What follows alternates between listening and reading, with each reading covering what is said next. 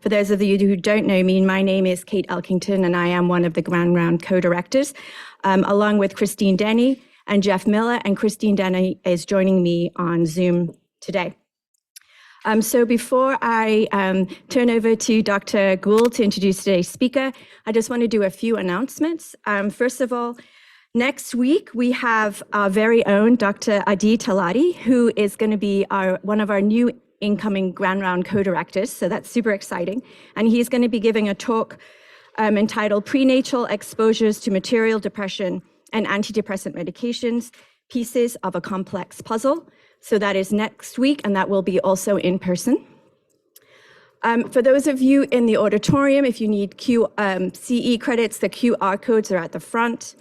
And then for our folks out in Zoom, you know the drill, but just a reminder, please put your questions in the Q&A, not the chat feature. If you are a trainee, please note so we can prioritize your question. And then also, if you would like to ask the question to your speaker yourself, please note that at the end of the question, and Dr. Denny will promote you temporarily to host so you can speak directly to our speaker. Okay, and so now I will turn it over to Dr. Gould to introduce today's speaker. Thank you. Thank you, Kate.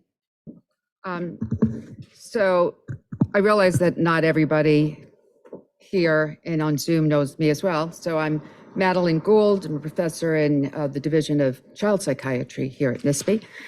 So I want to welcome everyone in person, and it's good to see folks in person here at NISP and those who are joining remotely to the Rod D. Brickell Memorial Award and Grand Rounds. This event has been sponsored by the generosity of Mr. Richard Brickell, who's here and is coming up, and his family since 1992. His mom, Ellie, and dad, Norman, have been very strong advocates for suicide prevention, and they were among the original founders of the American Foundation for Suicide Prevention. And so it's my greatest honor to introduce this year's awardee, Dr. Sherry Molock, who is the 29th recipient of the award. I'll let Thank you. Rick give it to We're honored to her. have you here. Thank you so much. Thank you. And we're just going to take a quick photo. Okay. Have this photo opportunity without that. Okay. We just have Sherry in the Sherry, if you would be in the middle as the awardee.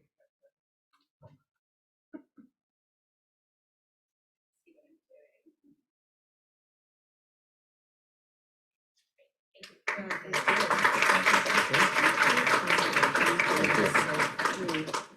few words about you. Okay. So I'm keeping this relatively short. So much more could be said about Dr. Molock, who I think will feel more comfortable if I call her Sherry, because in addition to her being brilliant, she's very modest and humble, which actually I find endearing, but she so deserves this. She's an associate professor in the Department of Psychological and Brain Sciences at the George Washington University in Washington, D.C. Dr. Molock, Sherry, conducts research on the prevention of suicide and HIV in African American youth. She has recently been awarded a prestigious focus grant from the American Foundation for Suicide Prevention to implement suicide prevention programs for Black youth in predominantly Black churches. Her work has appeared in many high-impact professional journals, including Lancet Public Health, the American Journal of Psychiatry. And I think more importantly, her work has had an impact in real time on enhancing mental health and wellness among African American youth in the US. And I had the privilege of talking with Sherry last night, that it's very hard to implement work in the community, and you'll hear about that today. And so I want to so commend her for her dedication and hard work to produce a body of knowledge that really is making an impact. And she's the co-author of a book in press that I think most of us are going to want to see. Sexuality and the Black Church, shedding light on old truths, using new keys to open new doors. This was written for predominantly Black churches who are struggling with becoming an open and affirming faith community. And it's based on a 7-week curriculum designed for the United Church of Christ national setting. So as you can tell even from the title of the book, Sherry is not afraid from shying away from tackling some really, really hard problems. She's often invited to be a keynote speaker. I learned that she has been offered honors that she has declined. So I'm so thrilled that she agreed to accept this honor. She's been keynote speakers at the American Association for the Advancement of Science. And, I could go on and on and on. There were just so many.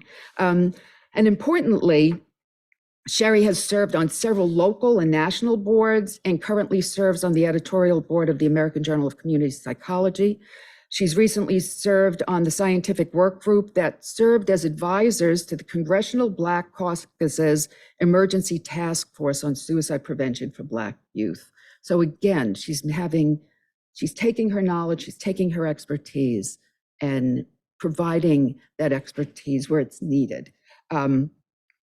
Now, in addition to her work in psychology, Dr. Molock and her husband, Guy Molock Jr., are the founding pastors and pastor emeriti of the beloved community church, United Church of Christ in Fort Washington, Maryland. Their ministry focuses on family healing that's designed to bring spiritual, physical, and emotional healing to the community. So this is really like one of the greatest honors I've had to have you speak with us today. So thank you so very, very much. Yeah.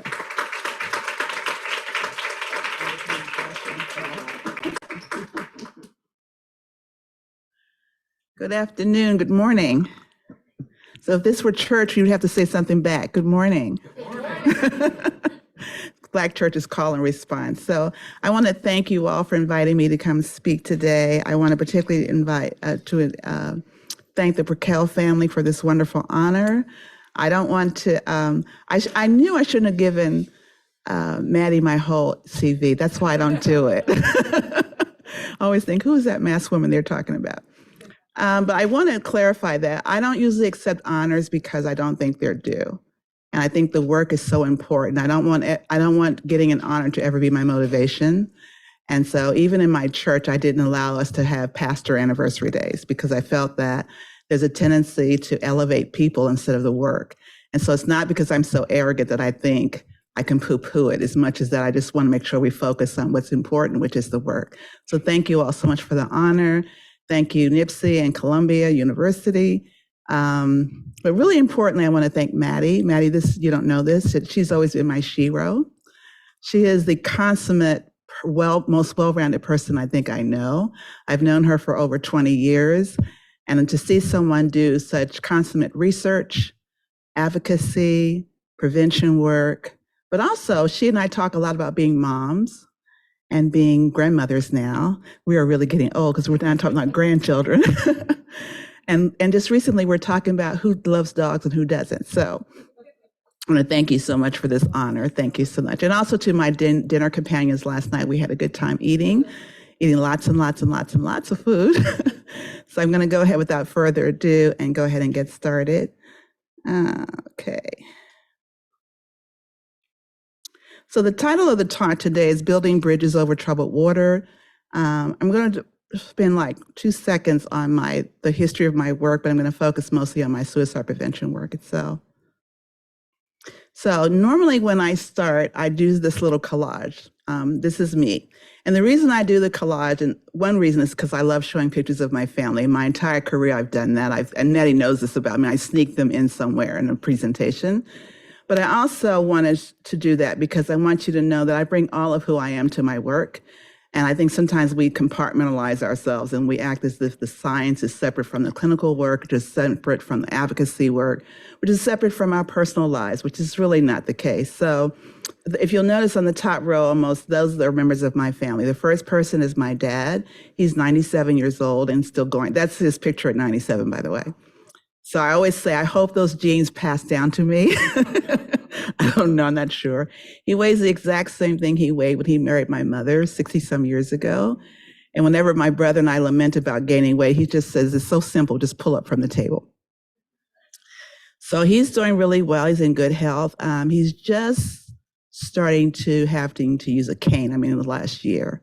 Memory very sharp and really good health. The next picture is a picture of my husband, who is the love of my life. He is the, if we were in church, I would say he's the apple of my eye. He's the smoked turkey in my greens. So we've been married for 37 years. He currently is in Florida at Daytona Beach because this is his homecoming weekend.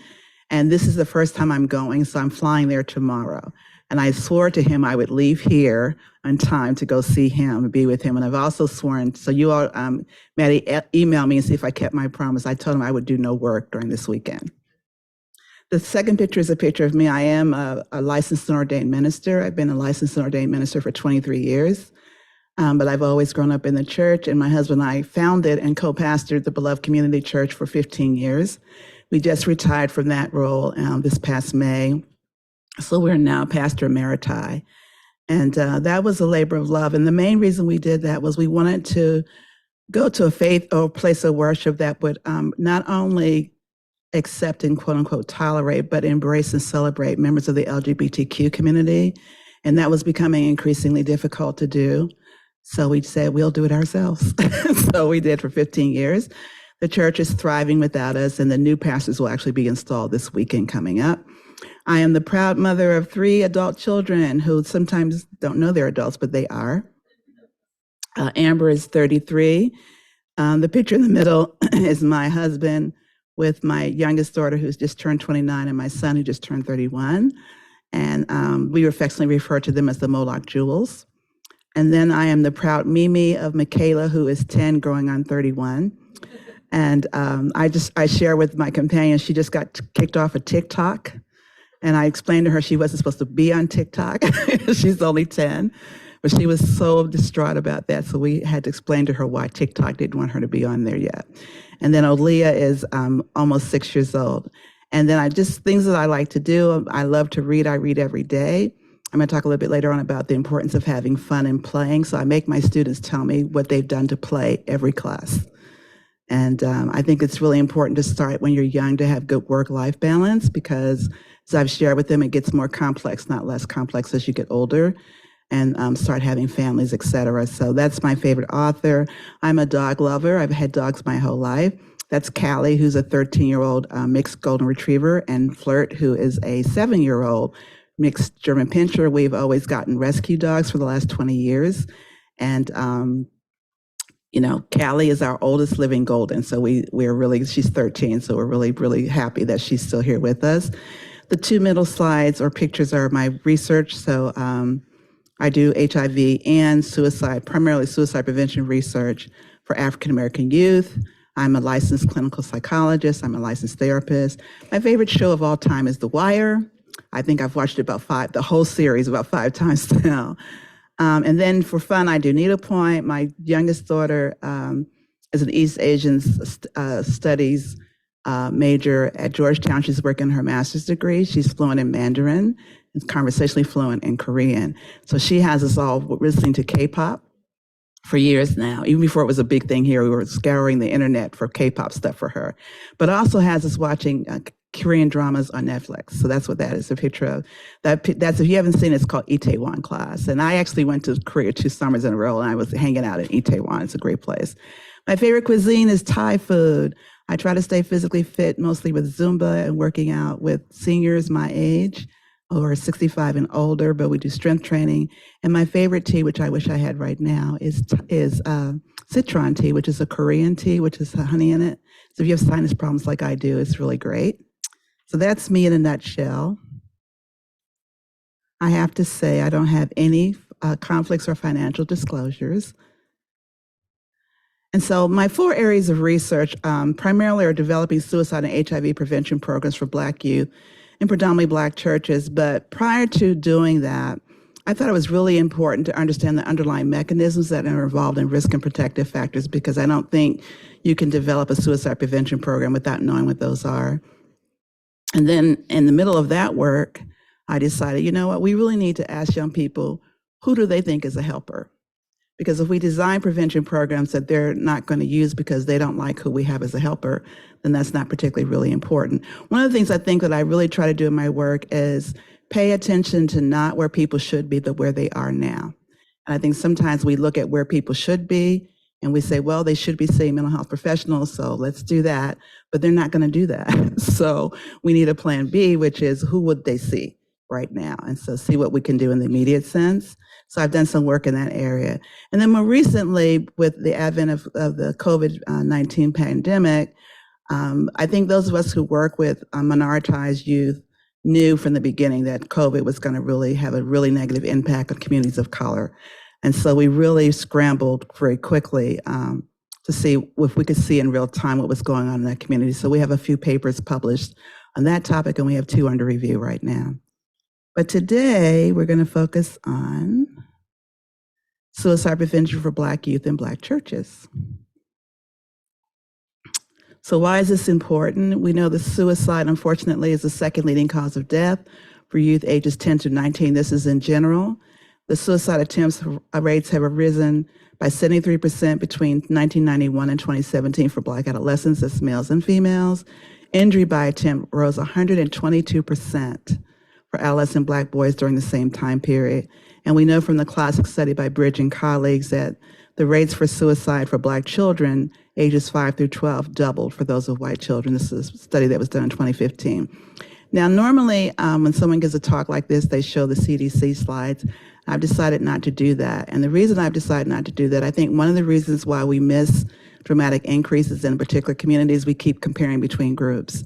And what happens is if the group you're interested in has a lower rate than white youth, then what we tend to do is say, well, they're lower than white youth, and we move on. And I think when there are dramatic increases, we miss the increases. This is not just for suicide, this is for other health challenges, breast cancer in Black women, for example. And so I think it's really important to be okay with, you can study a phenomenon within a group just because you want to.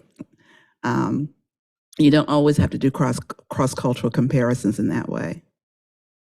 Okay, and when you look at minoritized youth in terms of their sexuality, this is also alarming. The rates for suicide ideation and attempts for youth in the LGBT community are higher than that for heterosexual youth. And in one study, sexual minority adolescents comprised less than 10% of the sample, but accounted for 67% of self-harm and 79.6, almost 80% of total suicide attempts in that particular sample. So this is something that we also need to look at intersectionality. So I want to talk a little bit about risk and protective factors. So risk factors are, I like to define my terms because I'm always surprised at how we use these words differently, or we mean different things. So I want to make clear what I mean when I say risk and protective. So risk factors are characteristics that increase the likelihood that a person will develop a problematic behavior. It's really important to remember that risk factors are not static, that they change over time. Some of that's developmentally, some of that's because youth interact in different systems and different contexts. Risk factors for suicide in general can include family history of suicide, a history of depression or other mental health challenges. The incarceration rates for Black youth are astronomically higher than they are for other youth from communities, different communities. So unfortunately, the school to prison pipeline is alive and well. Easy access to lethal means is really important. So I spent a year, about 2 years ago, with a community called Convergence. I don't know if you've heard of that. Each year they pick an issue that's polarizing, and they have experts from all over on different sides of that issue talk. And initially I said no, but then I said, you know what, I have never sat down, I don't know if you all have done this, with gun advocates, ever. And I thought, that's kind of silly, right? Because we know lethal means are a really important way to prevent suicide. And this is the group we should be talking to, because we talk at each other or don't talk at all. So I'd spent a year, it's very fruitful. I learned one thing, it's probably naive on my part, but gun culture it's a culture. And I was like, well, I think when you're not in it, you don't really appreciate that. And I think there's a lot of misunderstandings in both communities. So I think we got a lot of really good work done there. And then ETOH, or alcohol and drug use, we know that when young people are intoxicated, or older people too, that their risk for suicide goes up because of the impulsivity involved.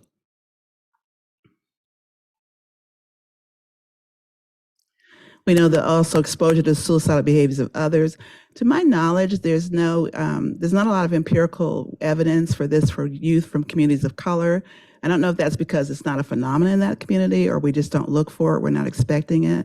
But there are very, very few studies that see modeling or further effects in youth from communities of color. Residential mobility, which I'll talk about in a minute, being a member of a sexual minority group, stigma, both self-stigma and public stigma, and both not just stigma around suicide, but stigma around mental health help seeking. So I think, again, we have to look at this as a sort of multifaceted, pretty complex issue. Losses around relationships, social losses, work losses, and finances. And one thing I think we don't talk enough about is youth exposure to racial discrimination and trauma. I know that during COVID-19 and the concurrent focus on racial discrimination and in the Black community, I always say the focus because it's always been there, but we're just highlighting it.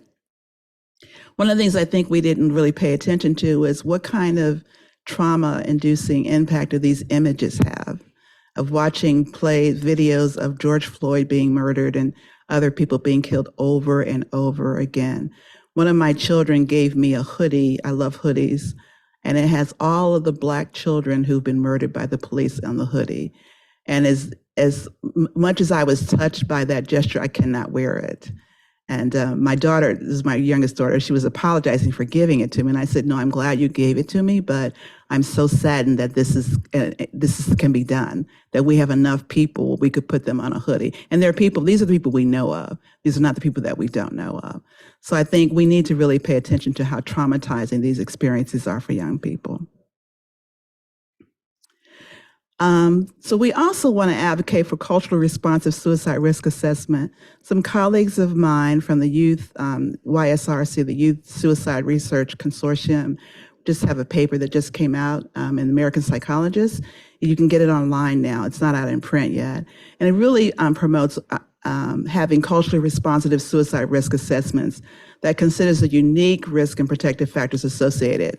So I think we typically look at risk factors at the individual level, which is some of the ones I went over, but we are going to encourage you to look at this broader and to look at what are the risk factors that are at the institutional and structural level.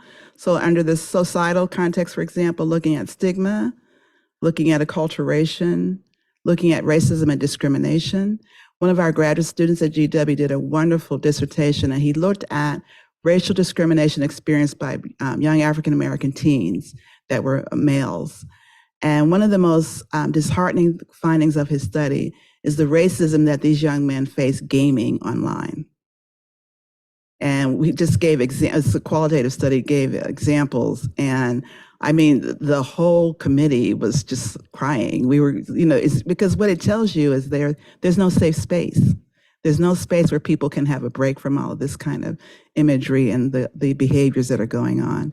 At the institutional level, healthcare systems, one of the things when I give talks, Dr. Gold, I always ask people, have a Confederate or a blind person go through your mental health care system. Just hire someone to do that. And just what is it like to come into your healthcare system, both in an emergency, but also an outpatient visit? What is that like for a family? I know my family, we were great advocates as consumers of mental health treatment. We've all been in therapy. And I often wonder, as a mom of children who suffer from depression, I actually knew how to navigate the system and how hard it was for me. So I was wondering, what's this like for people who don't know the system, who don't know that you can, I would tell my kids that we don't accept no as an answer. So when people say they can't do something, we can work around you if we have to, but we're going to get what we need. But most people don't know to do that. And also when you're in crisis, you shouldn't have to do that. So what's it like to navigate your system? What are the resources that are available in the community itself? What's going on in the neighborhood? We often talk about community violence, but for some young people, what the violence that really is salient for them is in school. They may not know of the violence that's occurring in the community, and to not measure that at the individual level of people's perception of violence, but actually there's data available where you can look at the actual crime rates in a community and look at what kinds of crimes are being committed in a community and also in the school. This data is public data, so it's available to you. So what's going on there? Are there things going on in the neighborhood that are protective or promotive? I know, and when I was growing up in the olden days, in the dinosaur days, I lived probably within a mile radius of almost my entire extended family. My mom was one of 14 children, and in my generation, there are 32 cousins. I'm on the older end. And there was no such thing as a hired babysitter in my family. We all babysat younger cousins, and we were not allowed to charge money for it either, because this family, you don't do that. And so my cousins and I, even though the age gap between us is 22 years, bless you, we are still very close and still talk about that. And so where is that sense of social cohesion? And even when my mom wasn't home, I knew other people had eyes on me all the way going home from school. So that sense of community and connectedness, is that available for young people? And then we obviously look at family values and look at racial socialization. What's the extent to which children are socialized about their racial heritage, both the positive and negative aspects of that? All right, protective factors are characteristics that help people adapt to different levels of hardship. I think in the research world, we sometimes don't differentiate between promotive and protective. Protective is implicit in that is that there's something harmful going on and you're buffering against it. Promotive is just, it promotes well-being. You don't have to have the presence of something harmful going on. Protective factors can be grouped into 5 categories: supportive family relationships, religious and spiritual engagement, community social support, personal factors like positive self-esteem and self-efficacy, and then factors such as stable housing, income, and employment. I want to just take a moment to talk about that last factor. I think the reality is if we could stabilize people's housing, guarantee employment, and food security, suicide rates would go way down. So for all of the efforts that we make, when we don't address those issues, those are structural issues, we're kind of going in circles. I know we feel as clinicians that we're not trained to do that, but what we're all able to do is vote. And vote for people who have policies that are going to enrich the lives of children. We recently, my husband and I, we give money to campaigns out of our state, for example. And we recently were donating to the young man who just won the mayorship in Memphis, Tennessee. So you don't have to live in that community to help that community. Or there are other things that you could do. And my point is that I'm at the point now that maybe I'm getting older, Maddie, where I'm like, let's do stuff that makes a difference. And if that means voting people into office who will create policies that are nurturing for children's mental health, then let's do that. So what all of these protective factors have in common is they promote social connectedness, and you can promote that at different levels. I think we're used to doing the individual level, which is our support network, but also at the community level. And an example of that is what I said earlier about having a socially cohesive neighborhood.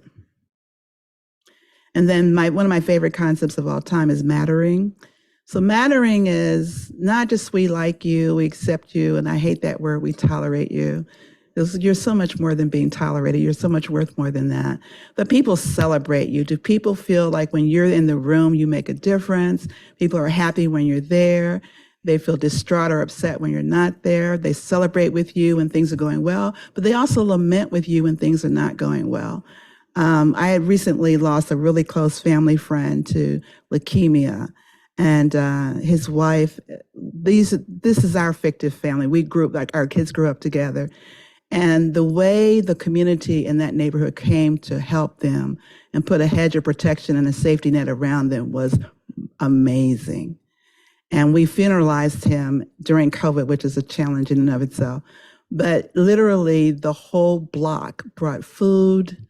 The next door neighbor happens to be a mortician. She did all of that for free because he was not insured. And we did the funeral for nothing. We got them a church. And so that all of that was was word of mouth, text messaging, and emailing each other. But the entire neighborhood came together to help her. That's a good example of mattering. We let her know that not only did he matter to us, but their family mattered to us. And people are still following up. It's been almost a year now since his passing, and people are still following up. So that's also the other thing is, do we let people know they matter even after the immediate crisis? Because the real work begins after the crisis, right? Like, how are we going to sustain this person's mental well-being? So the degree to which people don't feel like they matter is the degree to which they feel marginalized. Like risk factors, relationships amongst protective factors are complex. I'm just going to use faith communities as an example. Most of us, when we focus on it, we focus on religious prohibitions, but faith communities also provide community support, provide a sense of connectedness. I should say something about my friend too. He was not a church person. In fact, he and I had our deepest, most vehement debates about Christianity and was it real and why did I do that? And I was too intelligent to have that belief system. So we had big arguments about this. And yet he was one of the most spiritual people I've ever met. And so I think you don't have to be part of a faith community for a faith community to be helpful to you. I want to also talk about barriers to treatment. So there are significant racial disparities in the use of mental health treatment. Some of these are due to structural barriers.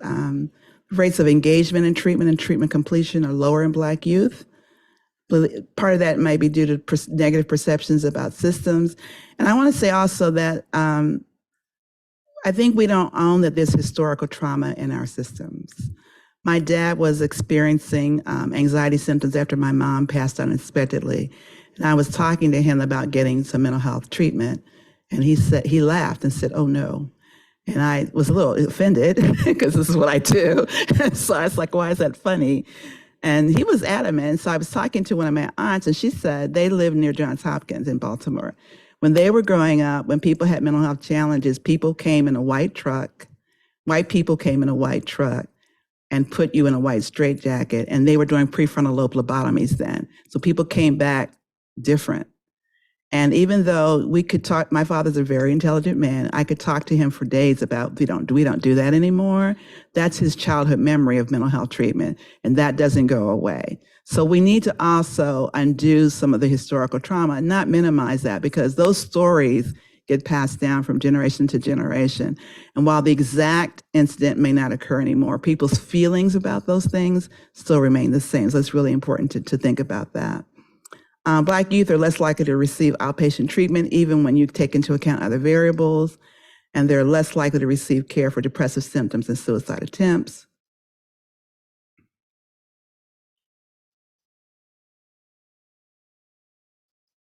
Here we go. Black youth may express depressive symptoms differently than white youth. Some of that is because they may be more likely to experience externalizing symptoms. Some of that is also because Black youth, and I've had this experience as a clinician, underreport symptoms of suicide, even in the emergency room. I had a patient once who swallowed glass, went to the emergency room. A few hours later, I get a call thinking they're admitted. They're not. They're at home. What happened? The person who was seeing them in the emergency room asked them, was this a suicide attempt? The person said no. They let them go home. I know. I'm sure you all have stories too. And so I think, and there's a tendency for Black families to be more likely to do that. So we need to probably ask different questions than the questions we're asking now. Black youth are also more likely, unfortunately, to receive disciplinary sanctions for the same behavior that they are referred to the juvenile justice system, where white youth might be referred to outpatient treatment. Assessment tools are not designed to assess cultural specific expressions, and community norms don't really promote mental health help seeking from professionals. So the public health challenge is this: in the Black and Latinx communities, suicide rates are highest amongst youth, and these communities are disproportionately young. So the median ages in those communities are younger. So this means that they're more negatively impacted by it. So we need to identify culturally salient risk and protective factors at the individual, family, and community levels, develop culturally sensitive interventions, and develop, really importantly, develop programs within institutions that can enhance sustainability. So the question we have to ask ourselves is, what can we do to help children not just survive, but thrive?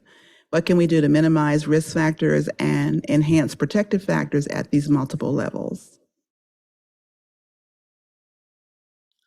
So I'm going to suggest this is one strategy, and I want to stress it's not the only strategy, but it's one strategy. And this strategy is to use a more upstream primary prevention approach. You can look at the picture. Most of our care is tertiary, and we would like wait for people to fall in the river, and then we try to get them out quickly. And a primary prevention upstream approach is to build a bridge so that people don't fall into the water in the first place. So I'm going to talk about a different strategy for suicide prevention, creating protective environments. Now, this is my favorite thing to talk about. So we often talk about resilience, and we want to do things to help youth be resilient, which is an important goal, but it can't be the only goal. When we talk about resilience, you often see a picture of dandelions busting through concrete, and we talk about, and those of you who have gardens know, you do everything you can get rid of dandelions, and they still come back anyway. And so that's a great metaphor, except why do kids have to bust through concrete? I mean, if we think about it, like, why are we encouraging that? So why don't we change the soil? So our current approach to mental health prevention for BIPOC children is we teach them to be dandelions.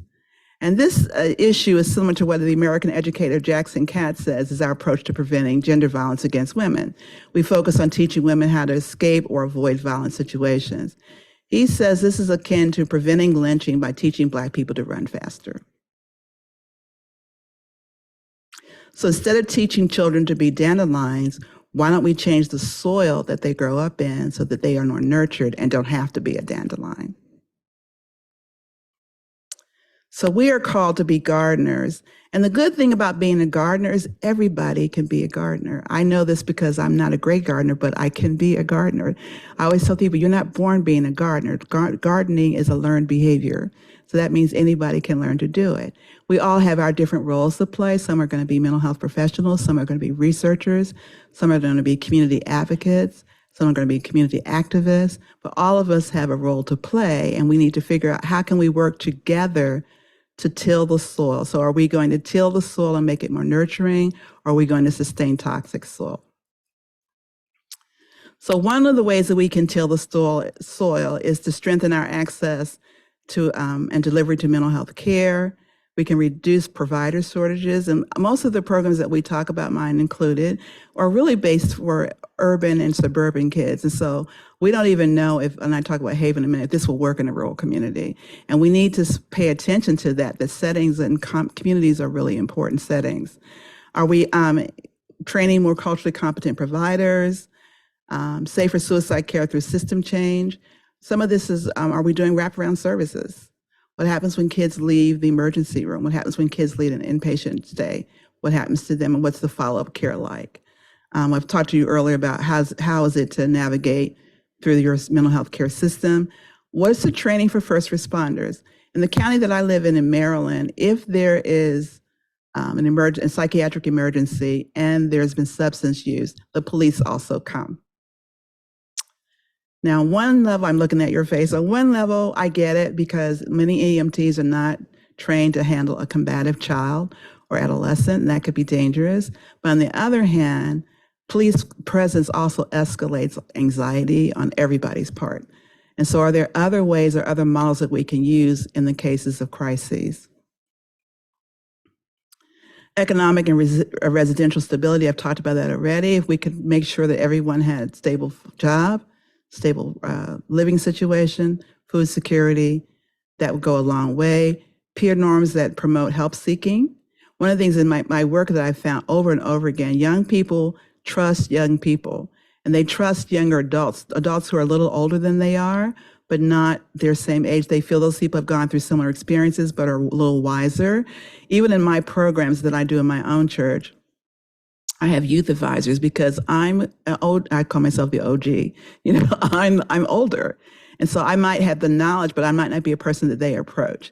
And so the training that we talk about, although pastors are involved in the training, they don't do the actual work. Youth workers do the actual work because kids oftentimes or family members may not feel comfortable going into detail about their issues or concerns with the pastor of the program. What about partnering with faith-based communities and also partnering with and encouraging community engagement? So, tilling the soil. This is an example that you can develop a community partnership with faith communities. It's called Haven Connect. Haven stands for Helping Alleviate Valley Experiences Now. It's a comprehensive depression and suicide intervention for youth designed to be integrated into predominantly Black churches. Haven combines church engagement, a faith-based curriculum, and an evidence-based suicide intervention. This is our dream team. So we have multiple PIs. We have myself, Sidney Hankerson, who I know used to work with you guys, and so I know you know who he is, and Peter Wyman. I think most of you probably know Peter. Peter is an excellent implementation scientist. He has developed several suicide prevention programs, some for adults and some for youth. And many of you also know Jay Carruthers. I always shout out Jay Carruthers because Jay gave us the seed money to do the pilot study. And it was so brave of him because one of the things that we told him we did not want to do was focus on outcomes. We wanted to focus on implementation, and he allowed us to do that. So I always want to clap for him because that was brave. I know that wasn't popular, and I know he caught some flack for that. But when you're trying to develop something really new, trying to think about distal and proximal outcomes and the implementation at the same time is impossible. And it was better for us to focus only on implementation and how we could modify it as we were going along. And as you all know, if you modify, then your outcomes can change, and you can't feel confident about what you say about that. But we wanted to really focus on how do we do this? And is this going to work in this community? And what are the changes that we have to make within each iteration of this? And so he allowed us to do that. So that's our dream team right there. All right, so developing Haven Connecting Black churches. Why the Black church? The Black church is an excellent venue, I believe, because it promotes positive mental health, and it's one of the most influential institutions in the Black community. 87% of Black Americans are affiliated with the church, and over 60% of Black youth attend church regularly. Yes, there is I always anticipate your questions. Yes, there is a decline in church membership and church going, but that decline is much slower in Black churches. Black churches have an 81% retention rate. I was sharing with my colleagues at dinner last night that since our church has been on Zoom during the pandemic, our church membership actually grew, and we now have a more national presence because of that. So it's been very interesting for me to go to the store sometimes and people hug me, "Hi, Pastor Sherry," and I'm like, I don't know who you are because they've been on Zoom. So, but the outreach that churches can do is amazing, and so that's really important. Most Blacks attend churches in predominantly Black congregations. They're more likely to say they believe in God, attend religious services, and say religion is important in their lives. Why the Black church? Because it fosters social connectedness, we just talked about earlier. Why the Black church? If there's no other place you can matter in a church. And it's so amazing to me how people are so marginalized in their communities and at work and at home, but can feel special and appreciated in the church. Also, no judgment in church. School prevention programs are wonderful and excellent, but some Black parents don't trust school systems because they're afraid their children will be labeled, and they're also afraid of who will have access to this information. In a church setting, there is no grades, there are no reports to file, they're just, we love your child and we will embrace your child. And so we've had children with all kinds of mental health backgrounds, with all kinds of mental health challenges, and those children are easily embraced and enfolded into the church community. Why include faith communities in suicide interventions? Mental health issues affect people across faith traditions. Faith leaders are often first responders. That's very important. One of the reasons I became interested in doing these preventions was because I noticed that I could be in a faith community or in a church service, and after church, people would come up to me and share their mental health challenges. And when I tried to set up an appointment with them, they didn't want to come. And I would think, I'm the same person, but I think making an appointment makes it an official, I have a mental health challenge, versus coming to just chat with me after service was what was safer to them. And I realized that clergy are often first responders for many people. I've also asked people, have you been in therapy? And they'll say, oh yeah, I see my pastor. So as someone who has an MDiv and a PhD in psychology, my PhD in psychology is 72 hours. My MDiv is actually more hours, believe it or not, 78 hours, but only 2 classes, pastoral counseling and care, 6 hours versus 72 hours. So I think while people, and I'm not necessarily suggesting that clergy present themselves as clinicians, I think people see them that way. I don't think it's necessarily that they're perpetrating something. So that's really important. There are a lot of people in the churches, believe it or not, that have mental health backgrounds. I've been involved and been fortunate to be involved in the starting of 3 different mental health services in churches, and all of them were staffed by licensed professionals, including psychiatry. So it can be done. Also, I think we often don't realize that mental health crises are often crises of faith. All right, so our first component is church engagement. So developing partnerships takes a long time. I know those of you who do community-based participatory research know this already. People always say, what's your secret? You got to hang out in the community without an agenda. So when I initially started doing my suicide prevention work, I wasn't known for doing that. I was known for intimate partner violence programs, actually. And that was because that's what the churches needed. And so I just did that. And I would help people, parents understand what an IEP was and what their rights were as parents in terms of their children's educational interventions. And I did that for a couple of years. And if somebody mentioned depression, I would talk about that. But if they didn't, I didn't either. And it wasn't a hidden agenda. I just went to help. And so, but then as time went on, I started doing support groups for women around depression. And then that started leading to me talking to them about kids and depression. And so you really have to become a known entity in that community. You also have to remember that you're a guest. And so you go as you have sojourners, people who are guiding you in the community, and to also acknowledge that the community knows what the community needs. And sometimes the community already has really great programs that we just don't know about, or they're not in the empirical literature, but it doesn't mean they don't exist. And so to go in humbly and asking what's available, and what can I do to be helpful to you? I think after that, churches express interest. People are always amazed. We almost have a waiting list for churches to do this program. So I think partly because of COVID, the people are very acutely aware that the need is very high for young people to get some kinds of interventions and want to know what they can do to be helpful or resourceful about that.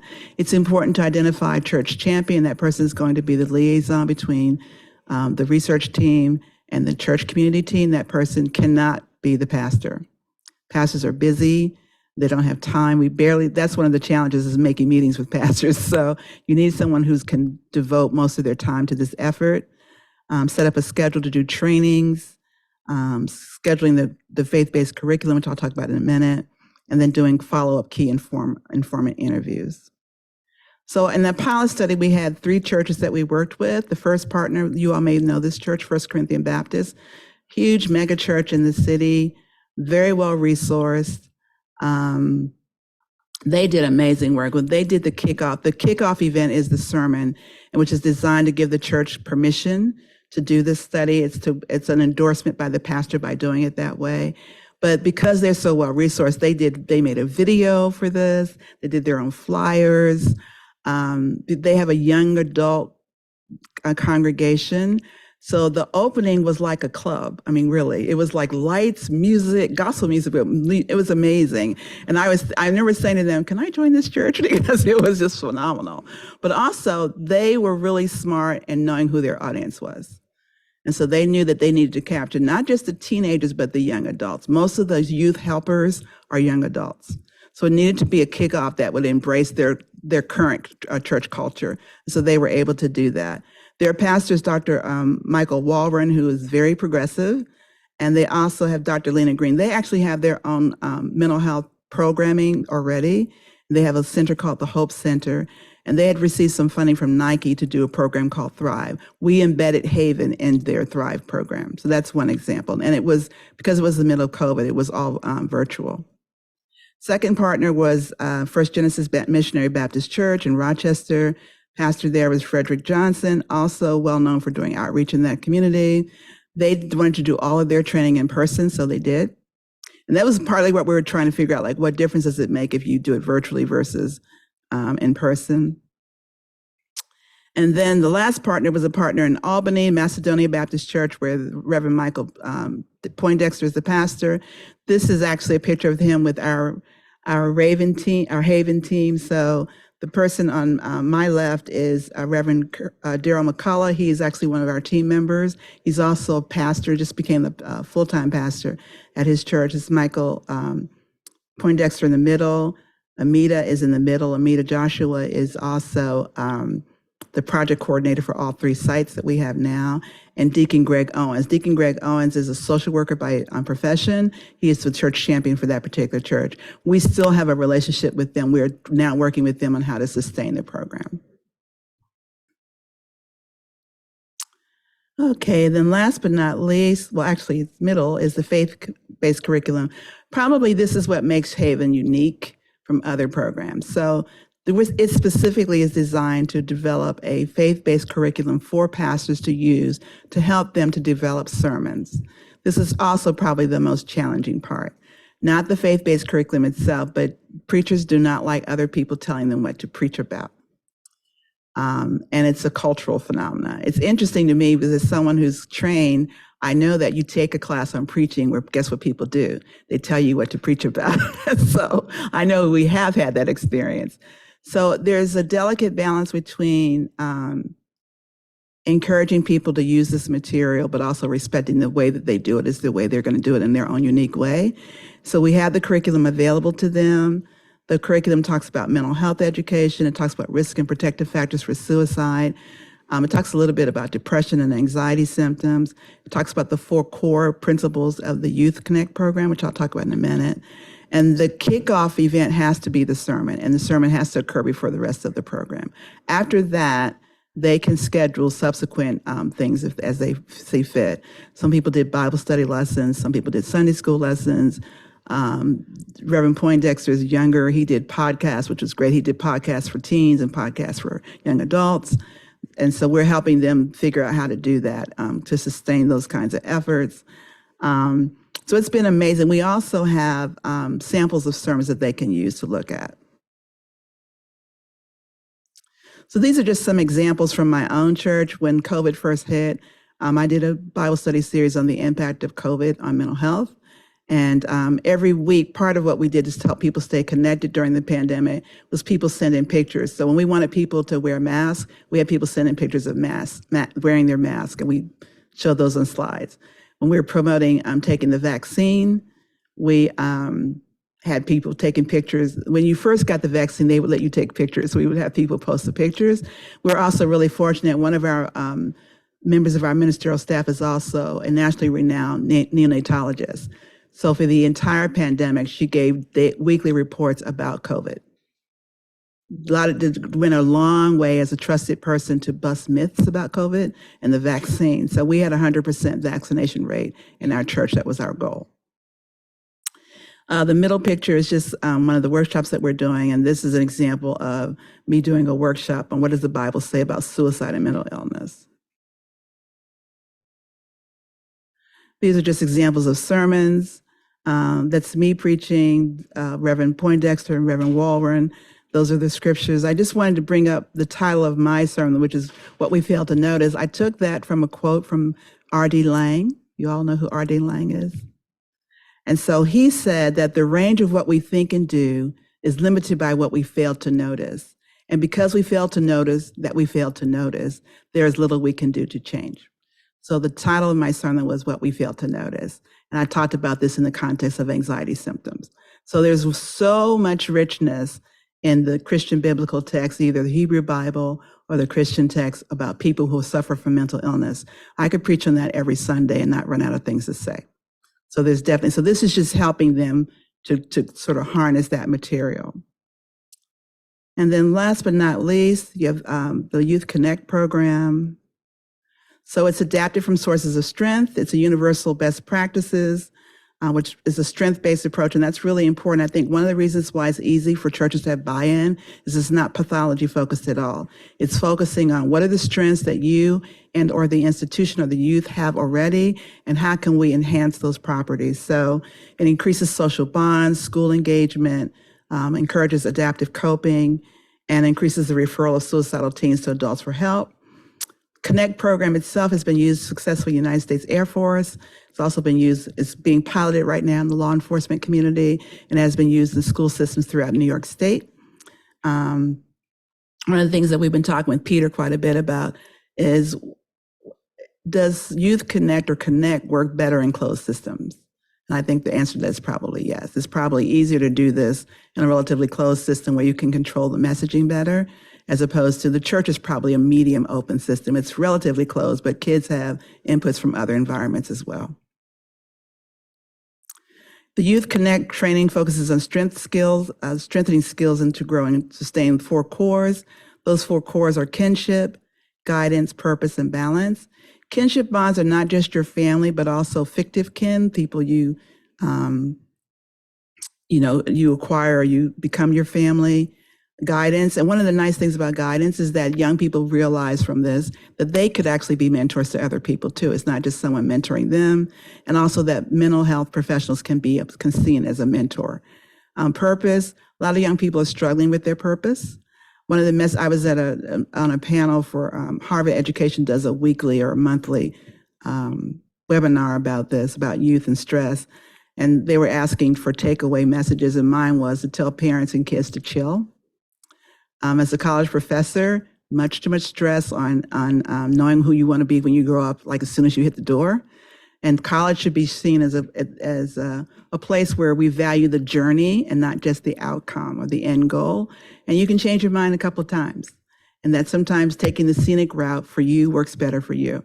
So just that's my public service message for today. So we talked about purpose, and also we talked about balance, the importance of self-care and support. So the youth participate in 3 90-minute highly engaged interactive modules.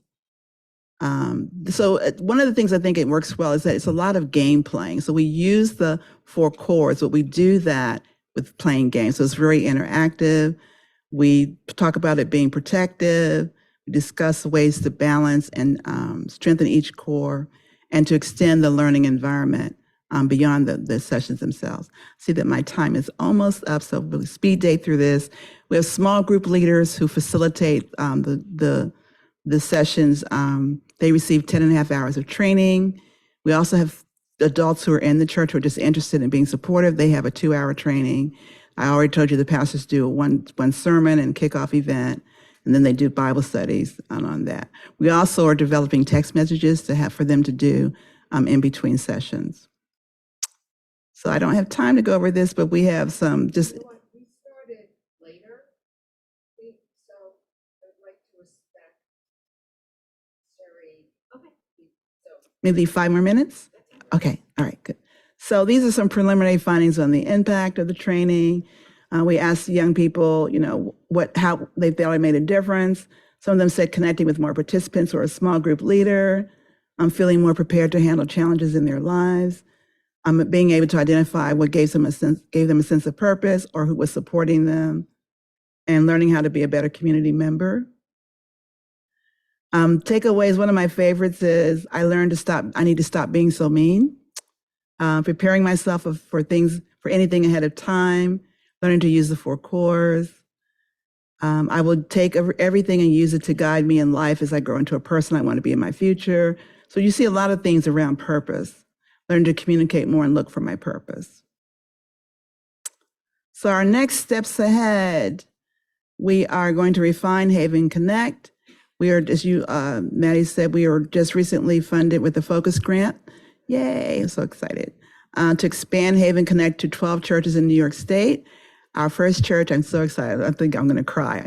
Our first church is a week from Sunday. Yay.